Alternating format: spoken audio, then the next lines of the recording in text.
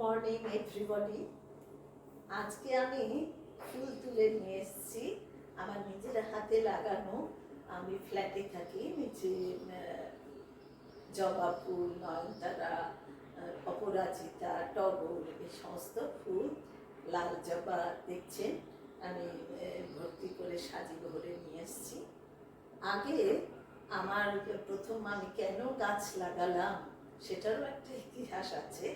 সেটা হচ্ছে, আগে আমার ঘরে কতগুলো নয়নতারা ছিল, সেই নয়নতারা দিয়ে ঠাকুরকে পুজো করতাম, কিন্তু সব ঠাকুরের পায়ে আমি ফুল দিতে পারতাম না। আমার অনেক ঠাকুর আছে, মানে সমস্ত রকমের ঠাকুর আছে।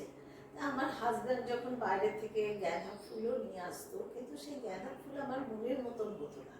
কোনো সময় দেখেছি গাঁদা ফুলের মধ্যে পোকাও ঢুকেছে, তা আমার সেটা খুব খারাপ লাগতো। তারপরে আমি ফুল আনাই ছেড়ে দিলাম। কিন্তু এই যে ঠাকুরের পায়ে সব ঠাকুরকে ফুল দিতে পারি না, সেটাও আমার ঠিক মন থেকে সায় দিত না। তারপরে আমি ঠিক করলাম, আমি নিচে আমাদের ফ্ল্যাটের নিচে খানিকটা জায়গা আছে, অনেকেই পুঁতেছে গাছ, আমিও সেখানে পরিষ্কার করে গাছ পুঁতলাম। আর তারপরে দেখুন এত ফুল, এত সুন্দর অপরাজিতা, এরকম থোকা অপরাজিতা, থোকা অপরাজিতা হচ্ছে। এখন শীতকাল আসছে, হয়তো জবা ফুলটা কমে যাবে। এই 3 রকমের সাদা জবা, এই প্রচুর ফুল হয়, অনেকেই নেয়, আমারও হয়। এই ফুল দিয়ে আমি ঠাকুরকে পুজো করি। পুজো করে আমি মনে আমার